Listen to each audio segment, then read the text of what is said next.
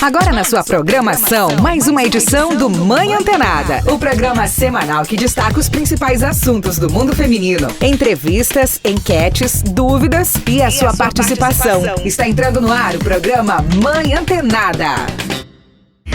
Deise Campos. Deise Campos.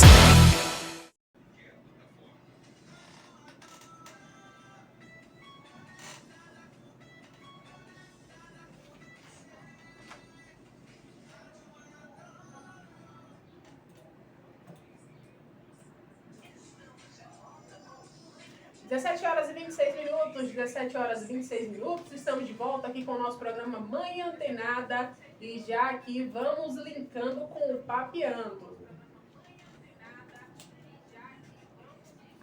E o Papeando tem um oferecimento de rosas do deserto, mais de 3.000 rosas do deserto para você escolher os melhores produtos para a nutrição da sua planta.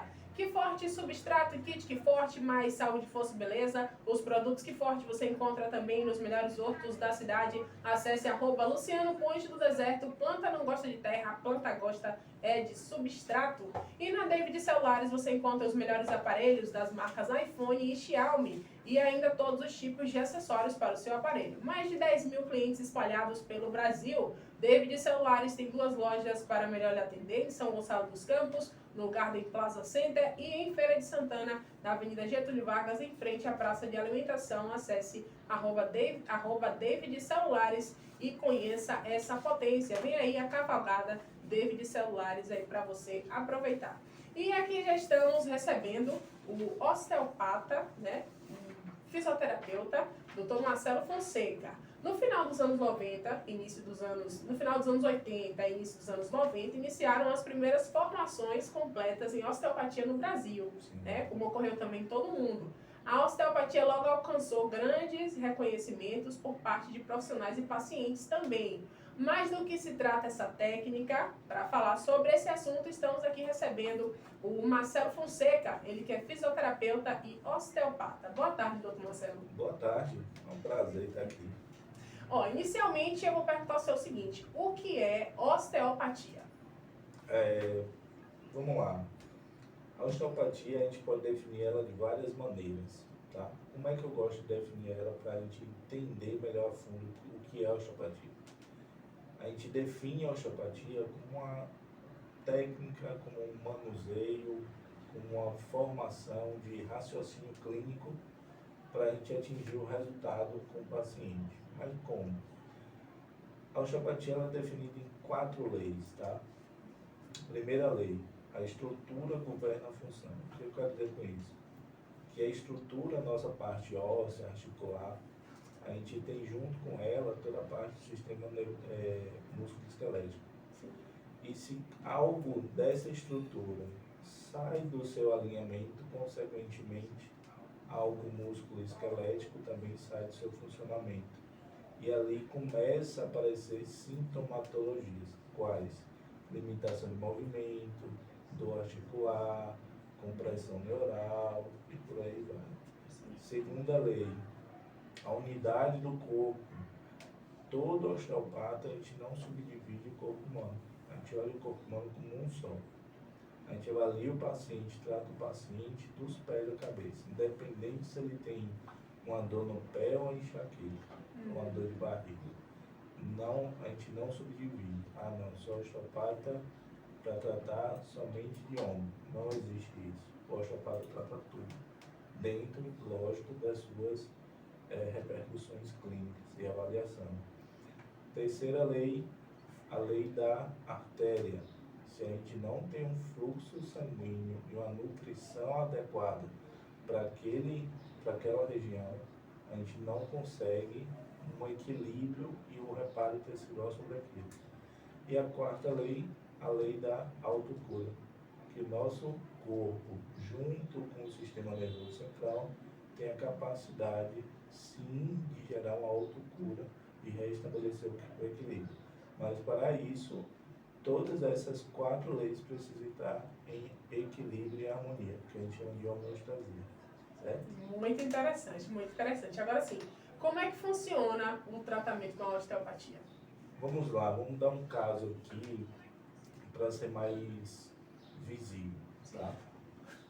Juntando um raciocínio clínico, a osteopatia ela se baseia em 3 princípios também, que é anatomia, fisiologia e biomecânica, tá? Que é o que rege a osteopatia. Quando o paciente chega, vamos supor, com a dor no ombro, ele está com a dor no ombro, que normalmente a gente tem uma dor no ombro, chega no consultório e fala, não sei como apareceu, surgiu do nada, começou pequenininho, foi aumentando, mas o paciente nunca teve uma queda, não bateu, não teve nenhum trauma, e por que surgiu isso, né? Aí a gente tem o raciocínio clínico osteopático dentro da avaliação osteopática, para a gente entender o quê? Que o paciente tem algum problema por trás dessa sintomatologia e a gente, como osteopata, não trata sintoma. A gente busca a causa do problema. Sim. Por isso que é muito mais aprofundado até. Mais complexo, mais complexo. E quando a gente vai ver, a gente começa a repercutir em outras áreas do corpo que tem sim ligação com aquele ombro. Tipo parte costela, parte respiratória, cervical pelo plexo neural, o próprio crânio, alterações do próprio membro, postura, parte visceral, diafragma, fígado, pode repercutir uma dor no ombro, ou então estômago, pâncreas, pode repercutir do outro lado, alterações como postura, coluna, a própria ATI, o jeito que você mastiga, pode repercutir uma dor no ombro. Isso tudo a gente investiga numa avaliação bem aprofundada para falar para o paciente, olha, você está sentindo isso, mas a causa está vindo disso. A gente vai tratar a causa. Quando trata a causa, os sintomas desaparecem. E na maioria das vezes a gente tem um resultado muito rápido logo na primeira consulta. É muito difícil ver um osteopata fechando 10 sessões, 20 sessões, como a gente vê na fisioterapia convencional. Mas pelo raciocínio clínico e o que a gente aborda dentro da avaliação, a gente consegue, assim, com poucas técnicas, recuperar a função do paciente e deixar ele livre para fazer as atividades diárias. Agora o senhor fala assim de técnicas. Que técnicas são essas? É feito, usar só a mão, algum tipo de instrumento? Não, a osteopatia é uma técnica da terapia manual. Sim. A gente basicamente só usa as mãos. A gente tem técnicas diretas, técnicas indiretas e semi-diretas. Não é isso. A gente se baseia em tecidos. O tecido do corpo. Pele, face, musculatura, tecido mais denso, osso, tecido visceral. E por ali a gente vai determinando como a gente vai trabalhar com aquele paciente. E o que a gente quer abordar com aquele paciente. A gente tem manipulações diretas, que é ditamente manipulações que, vamos dizer assim, a gente estrala a coluna, né? Para ser mais assim, conseguimos com essas manipulações recuperar a função e liberar também o comando neural para aquela região, tá? Cada nível de coluna tem uma área, tem um comando neural que vai determinar para cada área. Como se fosse um interruptor de luz, certo? A gente entra no quarto para acender a luz do quarto. Sim. Na coluna é basicamente assim também, tá? E as técnicas semidiretas são as técnicas que a gente usa mais manipulações mais leves. Tem técnicas não diretas que a gente usa só coisas muito suaves para suprir aquele reparo tecidual, que a gente usa muito em bebês. Sim. Porque bebê a gente não pode estralar, não pode manipular, não pode ter força, é tudo muito leve, muito sutil.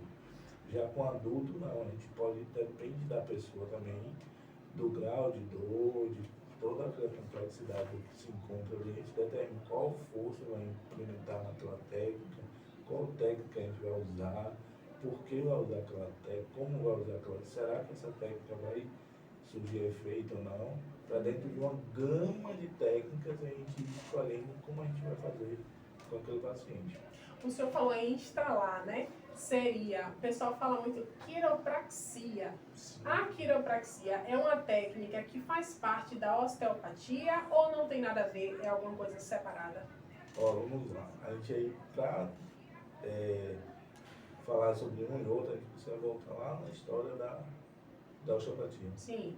A osteopatia ela foi criada lá em 1874, por aí, nos Estados Unidos, por um doutor Steele. Nas primeiras turmas da osteopatia, da formação osteopática, tinha o outro professor que surgiu, ele não via como queria seguir de fato as condutas osteopáticas, né, o raciocínio osteopático. O que ele fez? Eu vou simplificar isso e vou ser mais direto. Ele criou um método dele com base na osteopatia e chamou isso de quiropraxia. Sim. Entendeu? Sim. Aí de lá para cá, só que o nome quiropraxia teve uma força muito grande mundialmente, por ser técnicas muito mais diretas. Você está com a dor, manipula, recuperou, tchau, vai lá. Não pensa muito aquele critério de raciocínio, por quê, para quê, como é que eu vou fazer? Não, manipulou, vai. Sim. Né? É muito mais direto, ação, é mais né? ação. Já o osteopata não, ele quer pensar, ele quer raciocinar o porquê, de onde surgiu, qual é a história por trás dessa dor. Ele entender o máximo possível e tratar. Só que aí, boa parte das técnicas osteopáticas, raciocínio osteopático, te dá mais duração de melhora. Né? Sim. Porque a gente teve uma pesquisa por trás daquilo. Agora, a quiropraxia tem vezes que você manipula e na próxima semana volta, daqui a pouco volta, sabe? É mais ou menos assim. E não tem nenhum problema, não, ficar assim, por exemplo, esses estralos, entre aspas, esses estralos para melhorar a dor, com o tempo, isso não traz nenhum problema? Vamos lá. Se for de maneira certa, correta, dentro da biomecânica, dentro da funcionalidade, do que foi feito a técnica, não tem problema nenhum. Sim. Tá? O que não pode também, desculpa, ser manipulado todos os dias, sabe? Principalmente aquelas pessoas que têm vício de estar manipulando Estralar o pessoas pescoço. toda a vida, pensando Sim. daqui a pouco, daqui a meia hora, aquilo ali é um vício e gera assim desgaste. Agora, quando é feito por um profissional que conhece a biomecânica da coluna como um todo, as suas funções, onde é que está cada ligamento, onde é que está cada função daquilo ali, a manipulação ela sai extremamente correta e precisa para que o paciente sinta melhor ali na hora. Entendeu? Não se manipula para depois ele ter que ficar com dor. Agora, doutor, quanto tempo em média dura uma sessão de osteopatia? Mais ou menos 1 hora. Tem duração de 1 hora. Pode passar e como também pode ser mais rápido. Sim. Varia de acordo com o que o paciente apresenta. Se for algo muito simples, rapidinho a gente, com o raciocínio todo, a gente resolve o caso. Mas se for algo um pouco mais complexo, pode ir até 1h30, dependendo do caso. Como já teve consulta minha que foi 2 horas, 2h30. Agora, quantas sessões de osteopatia são necessárias aí, basicamente, para resolver um problema ou depende do problema? Depende muito do problema. A gente determina, assim, são problemas mais leves e mais complexos. Os mais leves, vamos supor, um ponto gatilho. Muita gente tem dito ponto gatilho, né, na situação, uma dor muscular. Em uma sessão ali a gente resolve, tá? E passa algumas orientações para casa para que seja feito e perdure por mais tempo isso daí. Porque a gente precisa também orientar o paciente sobre o quadro dele, o que ele precisa ser feito. Encontrar também os erros que ele fez, chegar até esse problema para que ele não faça de novo e a dor volte. Sim. E tem uns casos mais complexos, que já tem vários sintomas, vamos supor, fibromialgia, com enxaqueca, com dor visceral, com pressão alta, com diabetes, se torna muito complexo. E com isso a gente consegue criar um plano de tratamento para aquele paciente, não visando que eu possa assim, curar ele da fibromialgia, não tenho esse poder de cura. Sim. Mas eu tenho como melhorar sim a qualidade de vida e muito desse paciente. Agora a gente vai começar falando sobre a osteopatia pediátrica, né? O pessoal está falando muito a respeito disso. Eu queria saber do senhor como é que funciona a técnica para os bebês e o quanto ela pode ajudar, e é importante no desenvolvimento desse bebê. Isso. A osteopatia pediátrica, ela me chamou muita atenção, tá? Porque desde o período da faculdade eu não queria muito pediatria. Pelo aquele fato de você estar fazendo várias sessões, e o menino chorava e isso. Eu falava, não é isso para mim isso. Tem que ter alguma coisa por trás mais legal para trabalhar com criança, com bebê, né? Uma coisa mais delicada. Sim. Aí surgiu a osteopatia pediátrica, onde na formação osteopática a gente já tem essa formação junto também, né? E eu vi que era um mundo muito diferente. Por quê? A gente começa colhendo a história desde a gestação da mãe. Sim. Entendeu? Para chegar até os dias atuais do bebê na consulta. Se é com mês, se é com 20 dias, se é com uma semana, se é com 9 meses, independente. Mas vamos buscar, vamos supor, refluxo. Aparece muito caso de refluxo, tá? E o que acontece? Por que está acontecendo esse refluxo? Será que é só posicionamento? Será que é a própria alimentação da mãe que influencia no leite que dá ao bebê? Sim. Será que é alguma fórmula que o bebê está tomando que não está sendo digerida de forma correta e está influenciando isso? Será que é a respiração do bebê, sabe? Isso tudo a gente começa a buscar na avaliação, na conversa ali. Eu falo que a consulta pediátrica é mais... A gente conversa muito para depois, quando for para o atendimento, ser muito rápido. Porque nenhum bebê gosta de ser manuseado por muito tempo. Fica ali nele, ele vai acabar chorando. A gente tem que ser o mais sucinto possível, com toques muito leves, para a gente conseguir chegar àquele objetivo. E na maioria das vezes a gente consegue, porque a gente alivia algumas tensões, alivia algumas posições, desbloqueia algumas tensões de coluna, que repercute até o caminho desse estômago. E depois o resultado é muito satisfatório. Isso daí também evita, doutor, a questão da ingestão de remédios, né, de medicamento. Sim, sim. Então é uma válvula importante. Sim, sim. A gente consegue fazer o tratamento que é não medicamentoso, né? Sim. Que na maioria das vezes passa os dito colides, né, os probióticos, remédio disso, remédio daquilo. Os domperidona da vida. Omeprazol para beber, é horrível isso, entendeu? É uma bomba medicamentosa. Agora sim, é possível melhorar o sono do bebê também com a osteopatia? Sim. De que forma? A gente tem que entender o contexto em que esse bebê se vive, tá? Não é somente fazer uma técnica e melhorar o sono dele, não. O bebê ele tem rotina. Ele precisa e é fundamental que o bebê siga uma rotina. Ao acordar, horário para comer, horário de brincar, horário de ficar de luz, horário de higiene, banho, horário das sonecas, tudo é uma rotina. Quanto mais rotina, de forma mais leve, você implementa com o bebê, regulariza muito o que? O sistema nervoso autônomo, que é o sistema nervoso central, e a própria mente, a recuperação fisiológica desse bebê. Porque o bebê, eu considero assim, eu falo muito para as mães, o bebê é como se fosse uma bolinha de jornal amassado. Sim. Ele nasce ali todo comprimido, né? E a gente tem um poder de ele ir crescendo, se desenvolvendo, mas ele não sabe ir se desamassando ao certo. Entendeu? Entendi. Aí quando a gente coloca a mão que encontra as restrições e vai melhorando a funcionalidade desse bebê, ele vai se autorregularizando e maturando o seu padrão, tá? Sim. Independente que o bebê nasceu tudo certinho, ele ainda está em processo de maturação visceral, neurológica, funcional, até ele ir aprendendo a fazer suas atividades. E o sono é muito fundamental nisso, que é um sono muito reparador. Se o bebê tem aquele sono reparador, vai ser um bebê perfeito.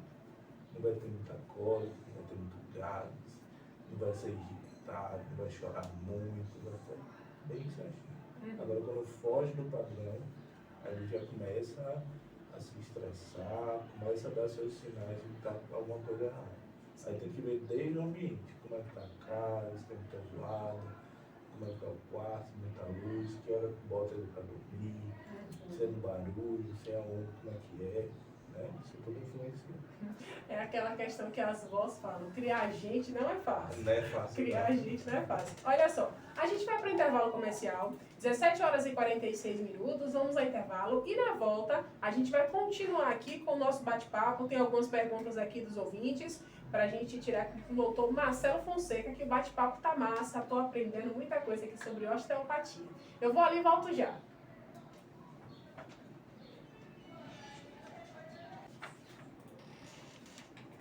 Às 17 horas e 51 minutos, estamos de volta com o nosso programa aqui, Mãe Antenada, e estamos aqui no Papeando, conversando com o osteopata e fisioterapeuta Dr. Marcelo Fonseca, e eu vou logo perguntando para o senhor o seguinte, a primeira coisa que a gente compra, uma das primeiras coisas que a gente, mãe, compra para a criança é aquele travesseirinho que tem um furinho no meio, né? Aí eu quero saber do senhor se essa conduta é certa, né, é indicado, e se esse adereço, né, pode deixar a cabeça do bebê torta, entre aspas, isso pode acontecer, e na osteopatia isso pode também ser retirado? Vamos lá, a famosa rodilha, né? Sim. Que o pessoal fala. Tem alguns poréns para se usar e não usar. Eu gosto muito que não use. Mas se for inevitável, que use um pouquinho, que não use, que alterne, sabe? Sim. Não que vire um vício. Por que eu falo isso? O crânio do bebê, ele é todo molinho, todo soltinho, suas estruturas todas soltinhas, né? Por que isso? Para fazer com que o bebê tenha a sua passagem no canal vaginal quando for nascer, né? Só que o que acontece? Na maioria das vezes, tá? E de forma que eu, Marcelo, reparo também uns achados de estudos e também o que aparece também no consultório. A maioria dos casos que vem assim, que a gente chama de uma plagiocefaleia, uma cabecinha torta, é por parto cesáreo. Sim. Por quê? O bebê ele se encaixa ali no canal, faz toda aquela pressão, o crânio se modela para passar ali. Aí o que acontece? Se corta por cima e tira eles. Aquela primeira compressão craniana deixa de existir, que é fundamental para o bebê. É como se fosse assim um reset neural. Sim. Do bebê, como se ele tivesse, liga, agora é com você, não é mais comigo. Aí ele começa as suas funções, choro, respirar, deglutir, sugar, querer as vontades dele, né? Começa a fazer tudo. Já quando a gente tira ele pela cesárea, aquela compressão não tem. Aí o bebê volta e não tem assim a sua modelagem por mim. Logo nos primeiros dias que o bebê fica deitadinho, ou de ladinho com a cabeça de lado, o próprio peso do bebê da cabeça faz com que gere um amassamento. Entendeu? Por isso que surgiu esse travesseirinho. Para que colocasse o bebê ali na rodilha e o crâniozinho fosse tendo aquela forma redondinha, né? Para prevenir outras partes sintomatológicas, disfunções que podem repercutir no corpo do bebê. Mas assim, dependendo do caso, se for um caso que eu vejo, tem uma plagiocefaleia um pouco severa e tal, vamos adotar outras condutas para que a gente resolva esse caso e volte com a cabeça do bebê na sua forma habitual, redonda, dentro dos parâmetros dele, né?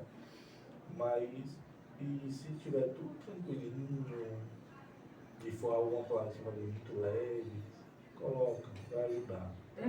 Mas eu gosto muito de criar outros atalhos para que o bebê volte a ter sua funcionalidade. Senão a gente se acomoda. Sim. Entendeu? Entendi. Uma última pergunta é a pergunta da Maiane. Como aliviar as dores nas costas para as gestantes? Uma última pergunta para a gente encerrar aqui o nosso Papeando e o Mãe Antenada. Eu gosto muito de passar para gestantes a primeira coisa, eu indico Pilates. Pilates é ouro para gestante, certo? Quem não pratica Pilates na gestação, está deixando aí sua coluna a risco para ter perda.